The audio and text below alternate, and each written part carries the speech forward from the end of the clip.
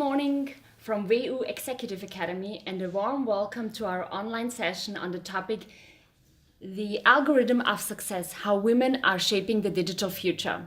We will discuss this topic today with two very special guests from the United States, Luisa Kroll. She is welcome, Assistant Managing Editor of Wealth at Forbes, and Demelza Hays, Junior Fund Manager at Incrementum AG and one of Forbes 30 under 30. Thank you for having me. You're welcome. Thank you for coming. So Klaus Fieler from Forbes and I, Katarina Lucic from the WU Executive Academy, will lead you through this session. Luisa, I would like to start with you. Okay. You were traveling the world and you talked to the wealthiest people, to the most powerful men and women on the earth. Mm-hmm. And do you have, you did that for 20 years. Mm-hmm. So I would like to know if you have a really good, impressive, successful story from a woman. Well, first of all, I have to say that in doing this for nearly 20 years, the opportunities to profile very successful women have not been nearly as many as the opportunities to speak with men. Mm-hmm. And one of the stories that I thought then and still now was one of the most impressive was the story of Sara Blakely. She is the creator of Spanx, which, if you're a woman, many women, wear them basically to help shape their butts and their suck in their middles.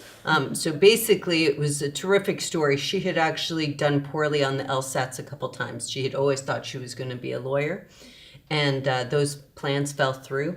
She worked at Disney World for a time. She joked about how she didn't fit into the Goofy costume, so she had to help work one of the rides. She later sold fax machines door to door, and in doing this, she wanted to wear cream-colored pants, and she couldn't get something to wear underneath, so she cut her pantyhose.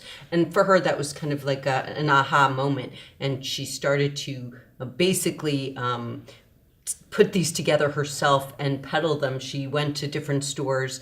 She had a big breakthrough moment at Neiman Marcus, but she ended up basically upending an entire category and becoming a billionaire along the way. And today she's still, now she's moving into armbands and different kind of fashion styles. But she's really been one of the most inspiring American women entrepreneurs. Demelza, you ended up in the intersection of finance and technology, both not the most female-dominated areas. What made you get in there? What made you actually move to Liechtenstein? How did you end up where you are today? Are there any role models? Are you trying to become a role model for others? What's the plan? Oh, well, let's see. Well, I guess I never distinguished myself from men. I guess I just kind of decided that I wanted to achieve financial security, and I went towards that path. And the reason I ended up in Liechtenstein specifically was because I tried to start a business first in France, and then it was quite difficult. They required a lot of legal and regulatory obstacles and hurdles to overcome. And then I tried it in Florida, and it was similar hurdles to overcome.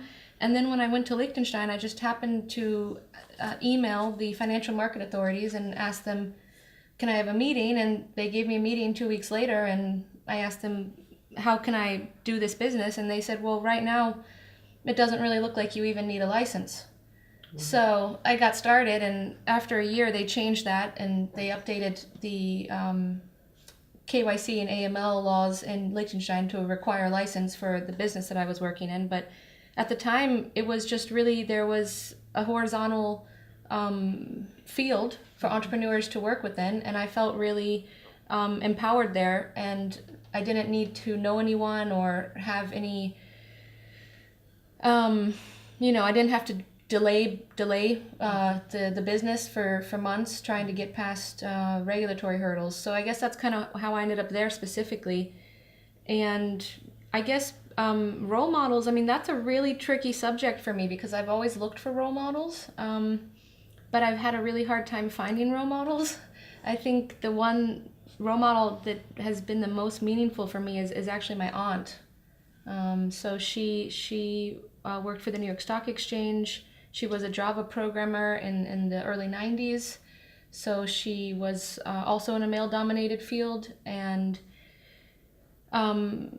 just growing up, watching her and learning about her career kind of inspired me. So I would say she was probably the biggest role model I had. But I'm still to this day looking for a mentor.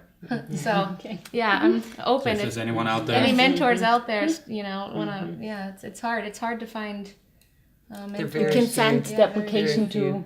Yeah, exactly.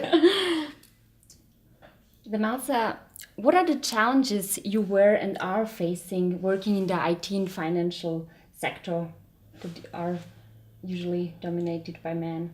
I mean, since we're since this is kind of focused on women in tech, I'll just give one anecdotal story. I mean, I grew up in the U.S. and I never experienced any special treatment because I was a woman. I mean, in a negative way. I never in my whole life. I mean, just never had that happen. And I never understood the people that said this had happened to them because it had never happened to me. But when I moved to Switzerland, or Liechtenstein, I moved to Liechtenstein and I applied for a job in Switzerland at a company that was in the blockchain space that was really growing rapidly, just shooting up into the moon. And I applied for a job and they said, well, we're sorry, we just don't hire women. Yeah. It's pretty amazing. Yeah, it was really an experience because I said I knew the people, I knew them. It was a very small community, the cryptocurrency community, when this started in 2015 or so, and I knew them personally. And I said, well, come on, I have a skill set. We're friends. And he just said, yeah, but all of my 5 employees are men, and if I hire you, they're not going to get any more work done. So that was it. Yeah, that was it. And I ended up applying to a different company, Incrementum, which is the one I work for now, and they actually saw me as an asset, and still to this day think that I'm like one of the their best assets in the company. So they don't look at me as a liability, and quite the opposite. So yeah, that was my experience. Just one obstacle, but besides for that, I haven't really had any other bad experiences. Yeah, and even to this day, I still. That company ended up hiring women in the end, but none of the women ended up in the positions that I applied for that I wanted. So, I mean, we started with inspiring stories, which we always try to do at Forbes, but also we try to look at the numbers. Luisa, maybe you can give us we talked about this yesterday, a quick idea of self-made, the really rich self-made female billionaires. How few is it? Yesterday they are few and far in between. Yeah. I mean, they're very, very few. There are 68 that we found in the past year. That's actually significant growth. In the past 5 years, back in 2014, we'd only found 23. At around, the turn of the century, 2000, there was one. But 68 is still a tiny, tiny portion. That's 3% of all billionaires around the world. That's 27% of all female billionaires. Just to give you some perspective, 73% of all male billionaires are self-made. It's very difficult, or there's really been very little pattern of success, for women. The good news is that they are finding success in a number of different industries.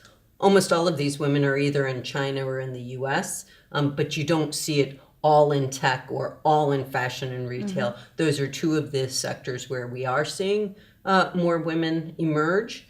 Finance and investments is an area that really has lagged even farther behind.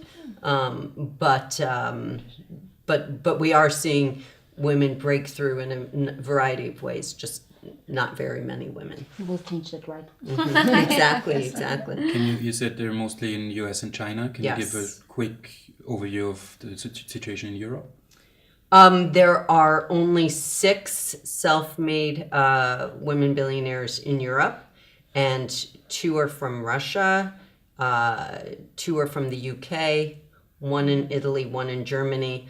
all of them either founded or run their businesses with their husbands or brothers. So there's not one who's completely gone on her own and found that level of success. So lots of opportunity. I know I will probably not be so satisfied with the answer of my following question, but I would like to know, how long do you think it's gonna take until a woman is among the top 5 of the richest human beings on earth? Right. Well, if it's a woman entrepreneur, I'm not sure it will happen in my lifetime. I really think that it will be a long time to get to those levels. If it's somebody that's already in the ranks who inherited their fortune, the richest woman in the world is the L'Oreal heiress, and L'Oreal, the makeup company, had record sales last year, so her fortune was up quite a bit. So there are some very wealthy women, in the world. Steve Jobs of Apple, his wife is, up there, and actually most of her stake comes from Disney, and if that company does well, but in terms of wealth creation, it's going to be a while. But let's pretend it is in your lifetime. What do you think, from which field with this woman will It really would most likely have to be in technology. Okay. I mean, and that's the top of the list right now. I mean, Warren Buffett is up there, but and he's investments, but you have Bill Gates, Jeff Bezos, the Google guys, Mark Zuckerberg of Facebook, Larry Ellison of Oracle. Even in the men, you really, to kind of get to that very, very top level of wealth, you typically right now it's in technology. Demelza, if you look at, we said technology, I think you count yourself within the tech space as well. If you look, for example, at the crypto space, I think except for Kathleen Brightman from Tesos, who also founded with her husband, there's not really anyone who made the richest. We had the Forbes richest people in crypto, 20 men. Could crypto, the blockchain technology be a platform for one of these women to rise among the top 5? That's a good question. I mean, I think a lot of people that invested early on in crypto were men. So a lot of the self-made millionaires, I'm not sure how many billionaires there are from crypto, but self-made millionaires from crypto are men, I think. There are a few women that are, I mean, there was Blythe Masters at Digital Asset Holdings, but she left, right? Let's see, there's a few other women that have they're related to the blockchain space, but I'm not sure how invested they are or if they have any shares in the companies that they work for. I mean, that was kind of, for me, the push that I made was making sure that I was a shareholder, an owner, and also I had my own investments, but I'm not really sure, how many other women are in that space. It requires programming if you want to be on the technical side, or it requires capital investments. So you have to come with capital or programming, maybe mathematics, and those are all also predominantly male fields. So, I mean, I'm not sure on the tech side if any, I mean, easily a woman could create an ICO and launch an ICO, but I'm not sure if that's like always a reputable way to become a billionaire. I mean, because a lot of that is in a gray area legally. So, but do you see the leverage in investing as kind of is your field, or do you see the leverage really in entrepreneurship within that space? Because I think there's a distinction to be made. I mean, for me, I think I'm going to earn more from my cryptocurrency investments than I will from my labor in my whole life. Because... Did you invest early on? I did, yeah, I did. But I think that entrepreneurship-wise, I've looked at many different projects, and it's really hard to find a niche market that isn't going to be taken over by an incumbent firm once the space is big enough. So for example, I was working in the ATM network, like the Bitcoin ATM networks, but like Novomatics in Austria is thinking about coming into the Bitcoin ATM network. And there's also large banks that are thinking about integrating Bitcoin into their existing ATM networks. So once the crypto space gets big enough, a small entrepreneur like me would have been pushed out of the market. And it's the same with the exchanges. I mean, once this space is big enough, the incumbent exchanges are gonna want to have a piece of that market, and then it's gonna be companies like Coinbase competing with the New York Stock Exchange or something like that. So I mean, yeah, there's a chance for some startups to break through, but personally, I didn't see any that I could get involved with. But yeah, I think for me, investing was more of the angle that I thought would help me achieve financial security. As a researcher on blockchain and a blockchain expert, do you believe that this technology will revolutionize the monetary system? And how could that help women all over the place, not just to make them billionaires, but also the poor ones maybe? Yeah, I think that's more where this technology is going to be useful. What it does is it completely levels the playing field. So it doesn't give any preferential treatment to men or women. So it's for me and I'm speaking specifically about cryptocurrencies and in Bitcoin and not private blockchains. But in the future, I don't know how. I mean, I think the revolution will be kind of like the Uber revolution in taxis or the hotel revolution in Airbnb. Okay. So it's not going to replace the current monetary system, but it's going to make the current monetary system behave.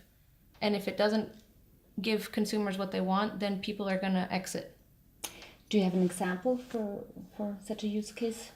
How women in poorer countries could have an advantage of the blockchain or Bitcoin? Oh, sure. Well, one example is having access to savings accounts that nobody else knows about. So, for example, if you during the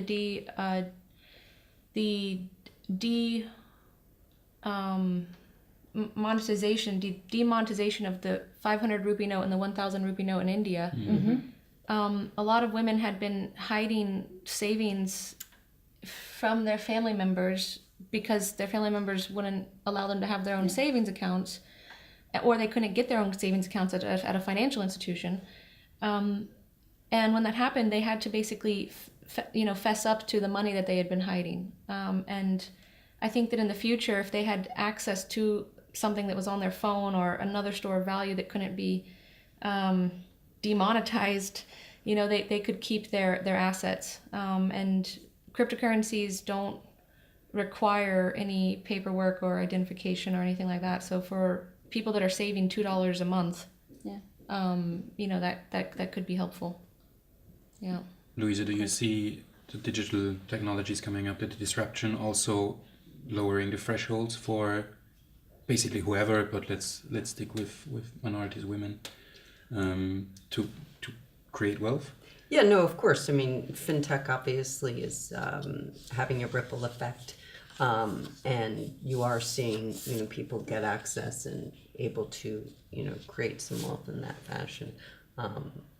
But I think from our perspective, it's still a little bit volatile and nascent. So I think that's really going to be kind of what we're watching. Is this sustainable? Right now, there's a lot of ups and downs as it emerges. So. Definitely. And generally, I mean, as the investments necessary within technology, not just in the crypto space, but all over the place, do you see this as a leverage to rise, to bring people higher? Technology, of course. Yeah. I mean, of course, it's been a huge factor already. It's already created so many opportunities. I do use the example of Kylie Jenner and her success with her Kylie Cosmetics. A lot of people... Sorry to interrupt. Do you have her in tech? Is she tech or is she retail? We say that she's retail. Let's keep her or in tech. consumer products, but clearly her success is driven by technology. I love the lipsticks. I mean, she yeah, I do. I bought one when they were. That's an endorsement. We have to be careful. Yeah, sorry, but they're really good. No, but really, what she did was she which is a model that many people can do. I mean, obviously, she had a following, and her family was quite famous in the U.S. But all she did was pay a contract manufacturer to start making the lip kits. And she went on Instagram. She didn't have to spend any money on Instagram. She just started posting all the time about her products, and consumers could swipe to her website and purchase the lip kits directly from there. She had a few pop-up shops, but she literally sold millions and millions of dollars worth of these lip kits with very little investment and using social media. So while, yes, she was selling cosmetics, clearly the technology is what enabled her to build her company and build it so quickly with so little investment. And I do think that's something that could be a model for other women and people, you know, that may not have the funds to start these businesses. They can do it in a very cost-effective way if they have something that standing. That's a good example, but what do you think would what women need or lack in order to get to the top 5 in the rank? Well, who knows? But I do think that in general, women's motivation, I have found, is not exactly necessarily the same. I mean, women, they really want to change the world. They want to have an impact. They want to collaborate. They want freedom. Becoming billionaires is not something that I hear a lot of women say, or even multimillionaires. You do hear that more with younger men. You know, I want to be the top. I want to be the CEO. I want to be the richest. Though actually I have a 12-year-old daughter who very much would like to be quite wealthy one day. So perhaps that's changing, or maybe it's having a mother who talks with billionaires a lot that has influenced her. But you know, it's as a woman, I'm always scratching my head trying to figure out why there are not as many women in the ranks. Yeah, the word networking comes up a lot in this connection. So what do you think about that? Well, I mean, I certainly think that is a factor. You know, the tech community, again, is a really terrific example. Most of the venture capitalists who are the ones giving the money to these companies are men. I do see them sometimes talking about how they want to support women, but the truth is that, you know, they know a lot of these people through their alumni networks, through friends of friends. Those are the people that they're betting on, and right now there's been a real lag of women being able to raise venture capital to the extent that men have. And you know, part of that too is needing to get more women in the VC space, and there are a couple of really terrific examples, but again, it's a male-dominated industry. Do you see this as well, Demelza, within the crypto blockchain space, that the few women that there are have trouble, you know, getting the funds they need? I mean, unfortunately, in at least in Switzerland, most of the women, and in Liechtenstein, most of the women that I meet in this space are hired as marketing team, and they're marketing an ICO that's being sold by people that nobody knows who is behind the project. They need a local Treuhand, or like local registered agent in Switzerland or Liechtenstein for tax reasons. And in order to do that, they kind of have like a local woman that speaks German and is good looking to be their face of the company. And then after a couple months, they kind of disappear. So that's been my experience. I don't think they've had a hard time raising money with their ICOs. I mean, maybe that would be a question is if the marketing team is more women than men. I mean, I think they probably raise more money because, I mean, but I have no numbers, but I just noticed that in our community, like in Liechtenstein, Switzerland, there's like some women that are really pushing marketing really hard, and they acquire investors, but I'm not sure that the products that they're pitching make any sense, because they're not offering equity, they're not offering bonds, they're not offering debt, they're not offering structured products. They're honestly just offering a speculative coin that you hope will go up in value, but it's not tied at all to the firm's success. So, I mean, it doesn't look like any other investment product we've ever had, and it doesn't really make sense economically. So it also sounds like they're selling something as opposed to getting equity investors. So like the people that are buying it aren't necessarily investing in these women. So that Exactly. And I don't know any women that are really spearheading any projects. Unfortunately, maybe they're behind the scenes. Let's hope. But I haven't met any. How would you encourage young women to do more stuff in IT and work in IT and in the digital area? Well, I mean, it depends. I think each woman should do what what she wants to do. So I mean, if some women want to, I mean, now I'm moving towards the position of my life where I just want to have a family, So I mean, I'm actually not so interested anymore in, working 9 to 5 and being a career woman. But for young women that want to have a career in the tech area, blockchain space, I would say study math and study programming. Okay. Those are. I mean, everyone else can do marketing. Everyone else can do translation. Everybody else can do legal stuff. But the programming and the math is just. I mean, in Zug you can walk in and just write down on a piece of paper how much you want to earn, if you have those skill sets, and they pay it to you. Are you gonna teach that to your daughter, for example? Yeah, I actually plan to do homeschooling. So I will teach them Coding, maths, I mean, if they can comprehend it, how to mine Bitcoin. Yeah, well, I mean, I'll teach them programming and basic financial literacy and math for sure. If they have a desire to learn those topics. Yeah. I mean, because it's not everyone wants to learn those topics. You're gonna make them desire. Yeah, but this is exactly why there are not more women high in the ranks, because I mean you're brilliant, you are doing so well, and yet you hear this again and again. It was the same with me. There is something about women in general. I don't want to stereotype, but where there are priorities that are set, and at a certain point, having a family, being able to be there for the family at a certain point of your life, becomes as important as having financial success or climbing up the ladders. And you've just basically told everybody why men still dominate. But how could it work out? What is missing?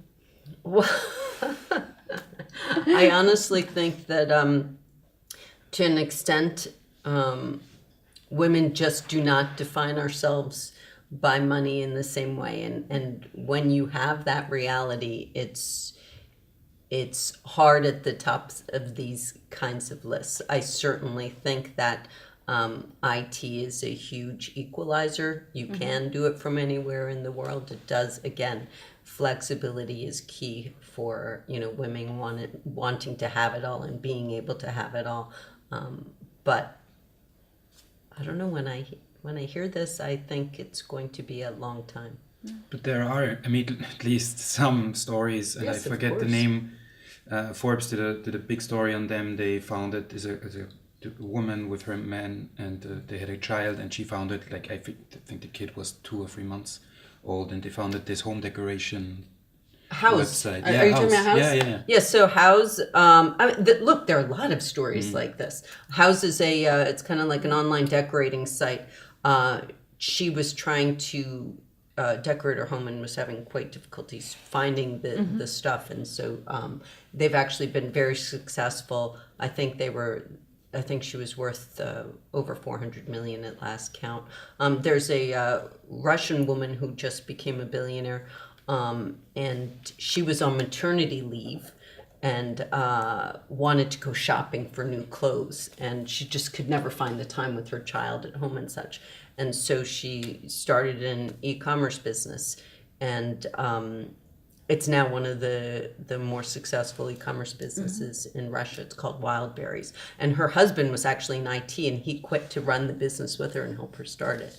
So there are lots of exceptions, and there's lots of inspiring stories. But I mean, you mentioned, we said networking, we said, how family and career often for women are excluding each other, either or. I think a big role also is how the public sees and perceives and discusses these success stories. I mean, there's a lot of answers, but sticking to the Kylie Jenner example, I have never seen Right. such controversy over Yes, a me self-made neither. billionaire Me ever. neither. No, So me neither. what was the gist of it? Why did people get so upset? I mean, I personally think that a lot of people got so upset for two reasons. One is that her family is very famous in the U.S. for basically being famous. So that really bothers a lot of people. That all they did was let a camera crew follow their life, and they ended up really figuring out a way to monetize it.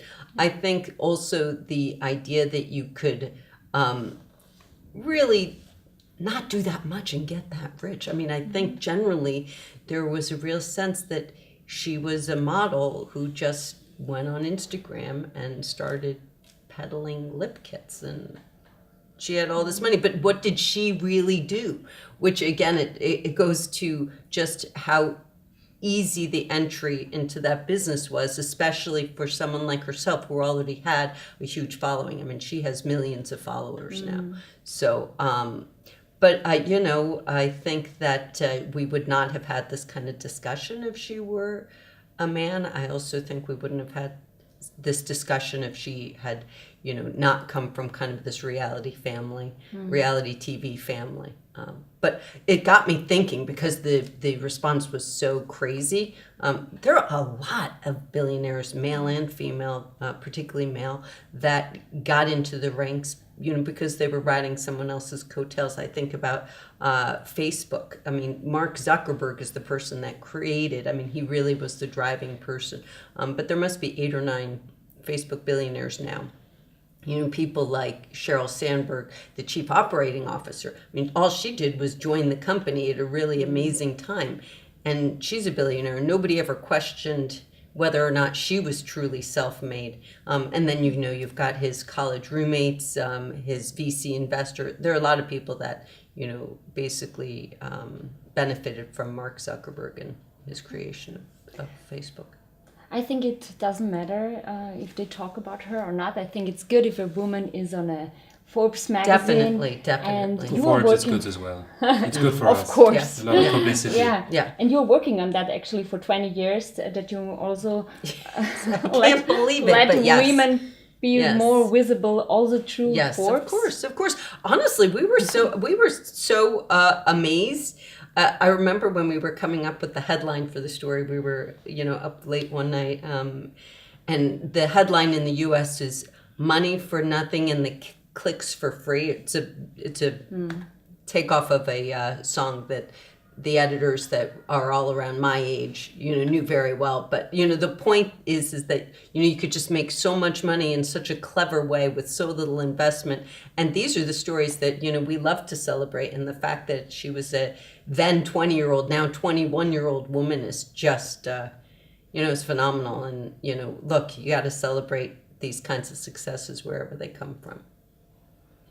But how much for you as a journalist, and we discuss this for our magazine often as well, how much of a responsibility is actually to give a realistic picture of reality, basically, and that's male-dominated, and how much of a responsibility is it to make these women seen and visible? And Oh, well, that's a very interesting question. I mean, look, they're half the population in most of the world, sometimes a little more, sometimes a little bit less. So I think that it's totally fair to try and come up with these stories. I mean, most of the time the stories, just because those are the stories, are about men. So if sometimes we try and find women to profile, I think that's a great thing. Back in 2015, Forbes started a self-made women's list, mainly because I personally got so sick and tired of never having women's stories to tell. I said, we got to go deeper. We got to lower the minimum net worth. We got to start looking for women entrepreneurs that aren't billionaires, that are incredibly successful and have these terrific stories to tell. That's actually, how we started to cover House. It's important to cover these women, and it certainly is not one for one. What's the minimum net worth now? For To the get on the self-made, list, yeah. Last year it was 320 million. We started at, I think it was 250. It's still How close are you? Still not in the running. Yeah. Well, I was thinking about you though. I was thinking about you though. And then the other thing that we do as a cheat is, we have usually 4 or 5 up and comers, which gives us opportunity to kind of tell even more stories. Nice. As you are one on the Forbes list, 30 under 30, how was the response from men, from women, from friends? Oh, well, let's see. I guess, everybody on the social media loved it. I mean, everyone in social media loved it. And in personal? In personal, actually, I don't tell anyone. Oh, okay. So I don't know. It makes people feel uncomfortable. Yeah, we tell everyone. Yeah, That's our job. We can do it for you. My roommate doesn't know that I got the award. Really? Yeah, because I don't tell people. So your roommate does not follow you on social media? I don't think so. I don't Awkward. think Is this so. Yeah, my typical? roommate- Yeah. Awkward Well, discussions. it's been a while since I had a roommate. And also, No. I don't really tell my friends directly. I definitely don't tell men. I mean, that's Okay. Yeah, like I don't tell any guys that I'm trying to see that I'm a Forbes 30 You're under 30. dating the wrong guys. I know. I've looked, but it's high and low. But Not too many in Liechtenstein. No, that not, are eligible, yeah, that's right? true. Not to say anything, but yeah, there's not many there, and I kind of like to be kind of incognito and modest, and that's more my style. Is this typical for women to behave like this when you call them and say, "We'd like Honestly, to have you on the list"? No. I mean, well, the women do not want to be on the list. They don't Yeah. want to talk about their money. But certainly, once, I do think that they tell their husbands eventually, but or their boyfriends. So that's it. But no, in general, they don't want to be associated with money. They don't want that to be their defining factor. So in that sense, most definitely. But yeah, no, I mean, I think this idea that men will be threatened by such successful women is a very old story, and it actually kind of bums me out that it's still true today. We have these extremes, like Demelza, who is trying to be modest, and then we have people, and I'm doing an extreme example, not comparing you, but Donald Trump, who keeps calling you, bumping his net worth, telling everyone always. Yes. I mean, how There are definitely. is that common? Is it common among men, or is he? No. It's not super common, out there? but there are. We always. I don't want to say we joke, but part of our job as journalists tracking these people is figuring out, are they trying to bump themselves down or up? Because there are 2 types, 3 types, because then there's the type that don't want to talk about it at all, and maybe they'll help you, maybe they won't, they may guide you so you're close to reality, but then there are those who want to try and hide it, and then there are those that want to bump it up. So you have to always be thinking, which are you? And then it kind of informs, where you put them, because, I edit a lot. And so the reporters will come to me and say, oh, this billionaire just told me they have another $1 billion that we didn't know about. I'm like, okay, well, that's wonderful. What proof did they give you? Like, what? You can't just take a piece of paper and say, oh, we have an extra $1 billion. You need to actually see the documents. Go back to them and tell them, send bank statements, or they're not going higher up on the list. So, but it's part of the game that they play. Don't you think, Demelza, would you use the nomination or making the list in a professional sense? Would you mention this in job interviews with your salary negotiations? Definitely, that's where I would use it. I mean, I have it on my LinkedIn, I have it on my CV. Recently I was in a discussion to, with little negotiation, and I didn't bring it up, but I was happy that Forbes had done so much marketing that they knew about it, so I didn't have to play that directly, but they knew about it, so I could, kind of be more in a better position for bargaining. So that was, I think that is where it's really nice to have it in a professional sense. Yeah, definitely. What is your next goal in your professional life? In my professional life, well, Don't say family, please. Yeah, I know. Well, that's why I said Please professional. She said professional, yeah, because that is my next goal. But yeah, and After this, like maybe. in professional life, I mean, my original goal was to I just wanted to have passive income every month that I had to do no work for anymore. So I was discussing with my aunt, what amount. Can you help us too? Yeah, well, I'm always. It's funny because now I work for a licensed wealth manager, and I now legally can't give investment advice anymore. I mean, it's funny how that works. I mean, previously I could say whatever I wanted, and now it's like, no, wait, I have to. Like, Yeah, that's why the sentence in the report. Yeah, exactly. I always have to say, no, Not wait, allowed. this isn't investment advice. But yeah, my first goal was just to get passive income. My first goal was $5,000 a month. I wanted $5,000 a month passive income, not having any, like, if I woke up and got out of bed or not, I wanted $5,000 a month. That would be nice. Yeah, and then it moved up from there. So I started there, and I mean now I think my next goal is no longer passive income, but a net wealth figure. Okay. Yeah. So what would be your net worth? 350. Yeah, Right? 320 million. Yeah, that's the goal. Next, I can get on the list. Yeah. I'd say 100 million. Then we can have you as an up-and-comer. Oh, You're that still sounds- only that sounds 28. nice, You have yeah. lots of time to get into the... Yeah, what's your goal, Luisa? Yeah, well, that's a great question. So,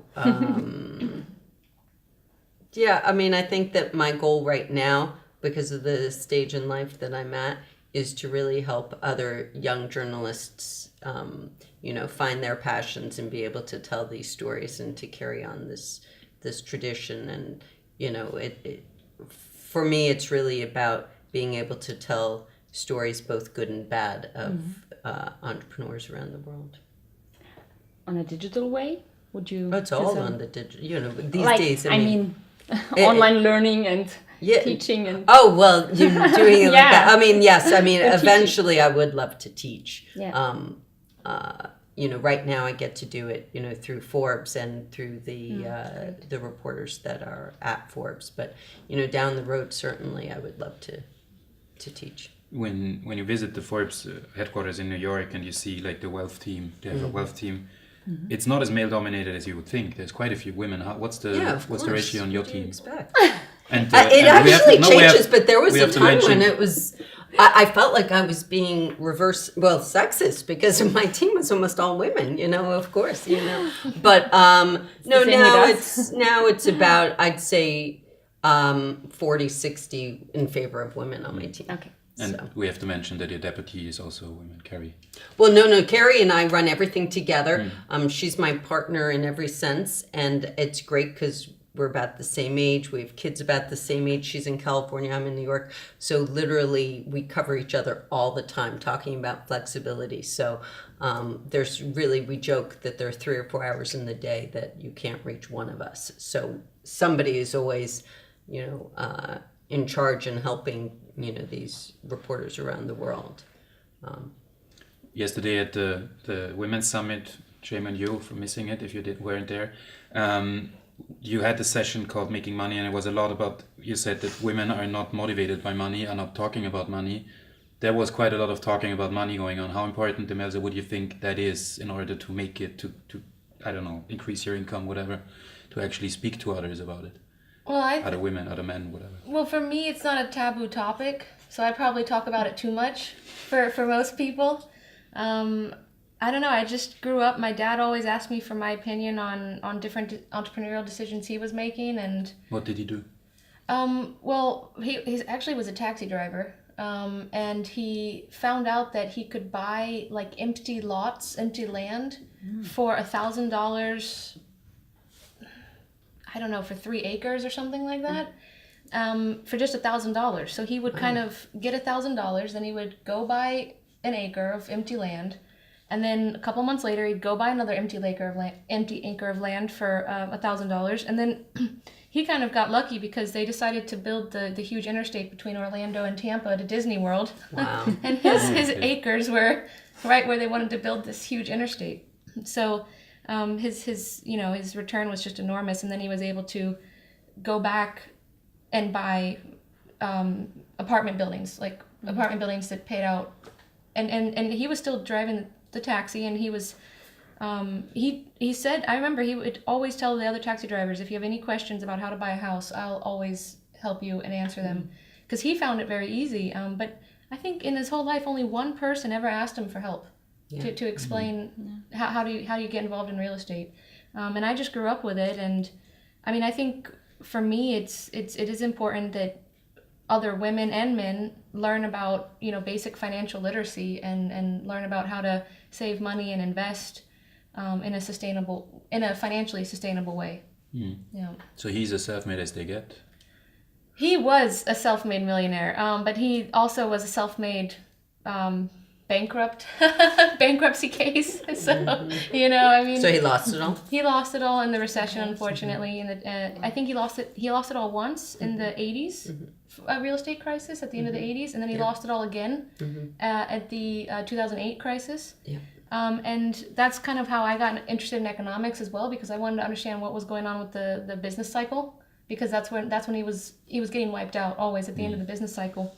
And so now I think I've made some improvements on the model that he was using in order to weather the storm when the storm comes.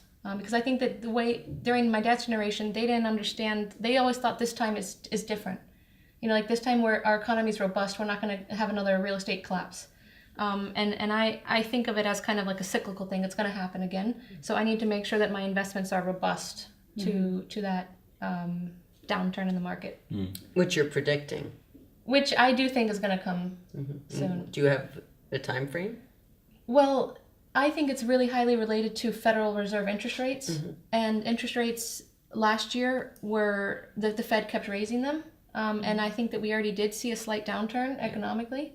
Now this year, I think that the Fed has already signaled they're not going to be raising interest rates because it would reduce the supply of money in the economy, and there would be less funding for companies. And yes, it would hurt the economy in the short run. So I think that right now we're probably going to stagnate, and as long as they don't raise rates again, I think we're fine.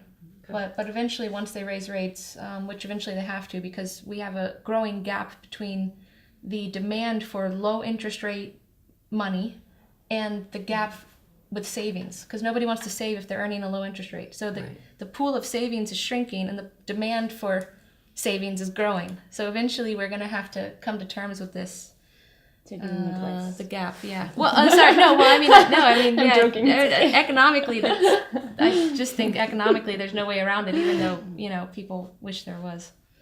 Yeah. Luisa, yesterday at the event, Forbes event, you asked women about their income. In Austria, it's actually quite a taboo. You do not really talk about money. How is it in other areas, countries? How's your? Well, now that I've been in Austria for all of a few days, I definitely am getting sense that it's more taboo here than in other places. You know, the U.S., it's, people, there's still some reluctance of people to really talk about, their salaries and stuff, but I think that there's more transparency. I was having a really interesting conversation with somebody at the summit yesterday who's done a lot of work in Asia and talked about how in China and Japan, it's actually much more common to talk about it and to be comfortable. And it was in the discussion of the fact that so many of the self-made women are from China, and this person who's done a lot of work and is a professor over there was not as surprised, because it's much more common to feel comfortable with these kinds of topics. So I did think that was super interesting how it did relate to how successful, some of the women in particular had been in those countries. If you're comfortable kind of discussing, putting that as a priority, then it's interesting to see that will have, some benefits to raise the people up. Is there an explanation? Have you tried to explain why China is so strong when it comes to self-made female billionaires? I mean, I think that there's more of a culture to accept it. There are a lot that have started it with their husbands and such, but there are some that have done it on their own. I think, whether it's the one child law where, you're only having a son or daughter, and if you have the daughter, you're going to be supporting that daughter in all of her endeavors. You know, whatever it is, you've definitely seen a slight better chance for, you know, women entrepreneurs and, you know, women in different sectors in China. We were talking before about women breaking into the top 5.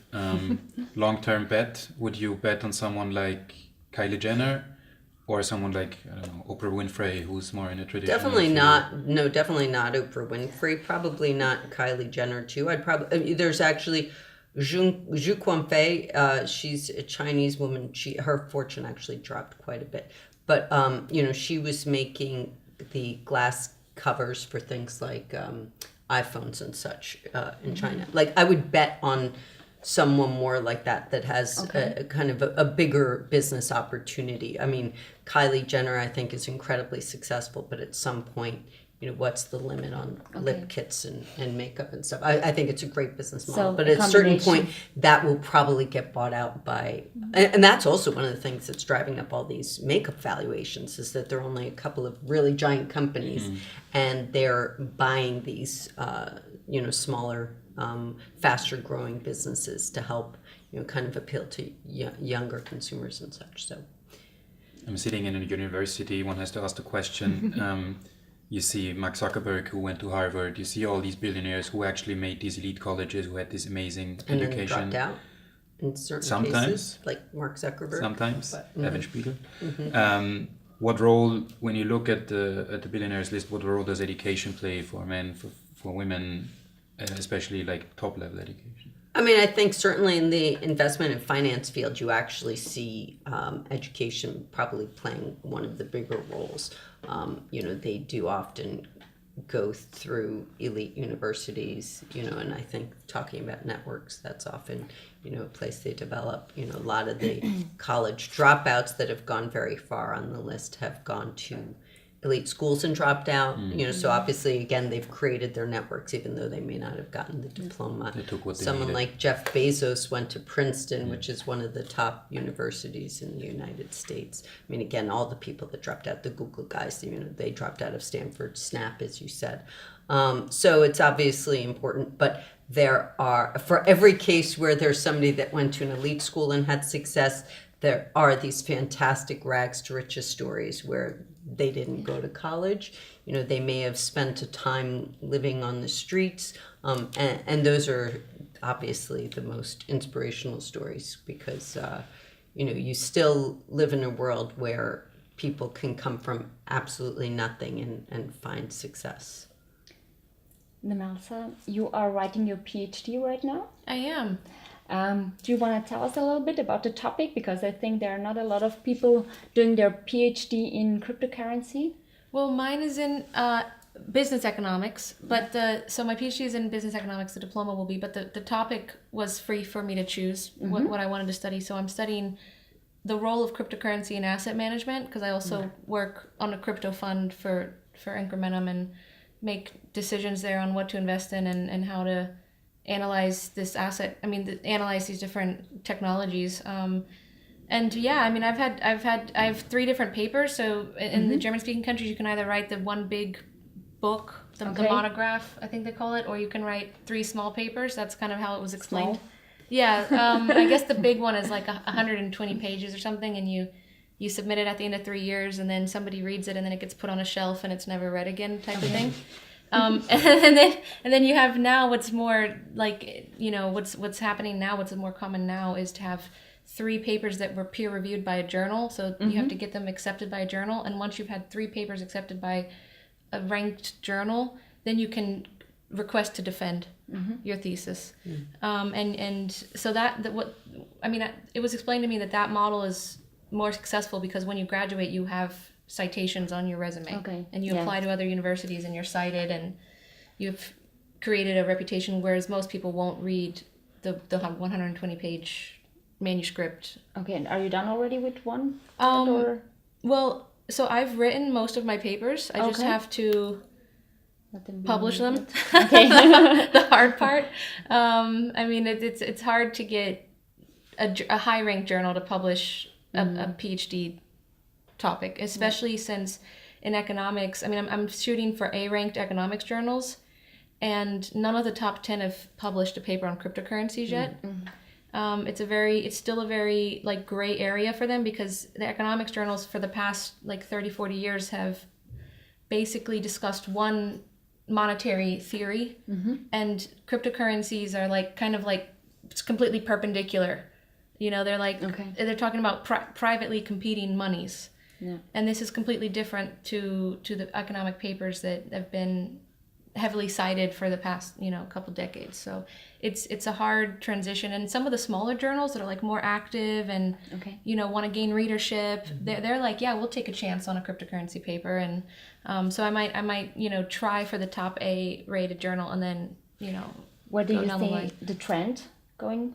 Like, I will think people be eventually the A ranked journals will be accepting papers on cryptocurrency analysis. Yeah, I mean the A ranked journals don't do a lot of empirical work anyways, so they're always looking for theoretical papers, so model building. And the lower ranked journals, I mean, just generally are more empirical. But yeah, I think some of the conferences, like the American Economics Association conference in the U.S., they had people present papers last year on cryptocurrencies. So and they edit some of the largest and most prominent peer-reviewed journals as well. Okay. So I think it's just a matter of time. It's a start. Yeah, just a matter of But time. are you thinking about staying in academia? I'm not. Yeah, I'm not. I really like teaching. It's been nice. But research is for me, I mean, the level of research that I would want to do is so demanding.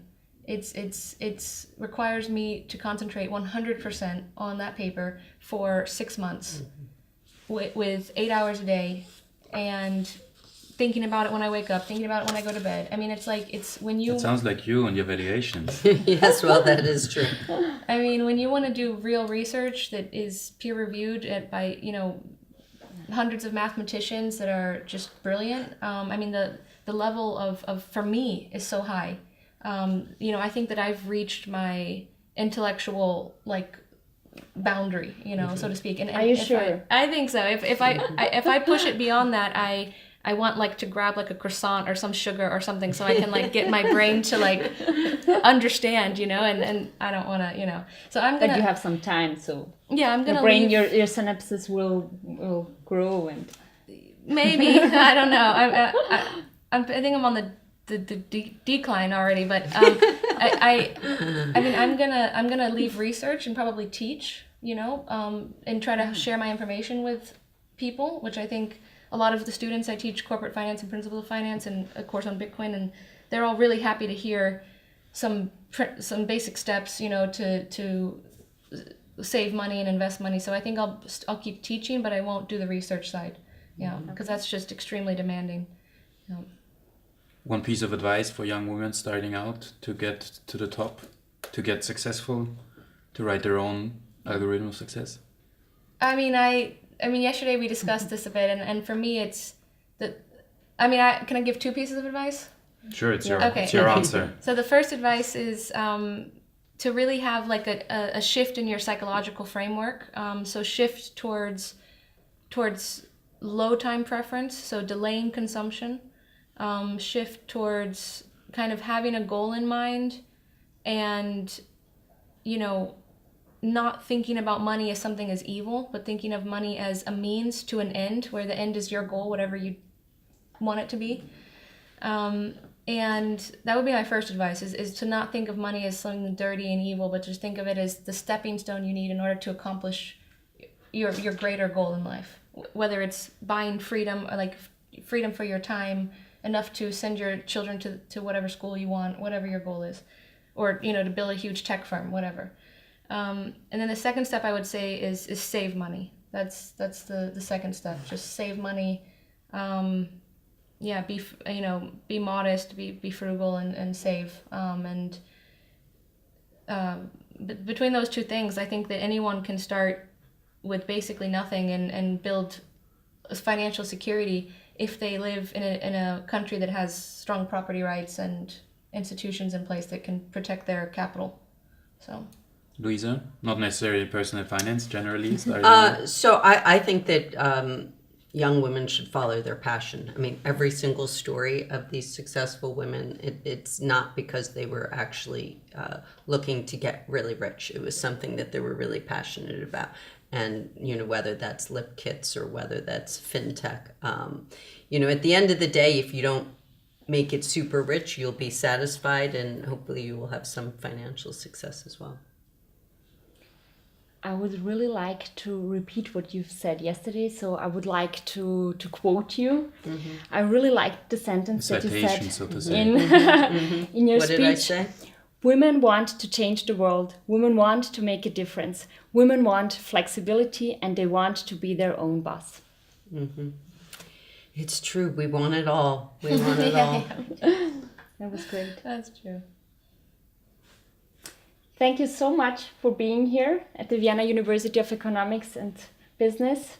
And thank you also, Klaus, Thank you for the invitation. For the talk with you. That was really great. I think you got a good insight on the thoughts of these amazing women.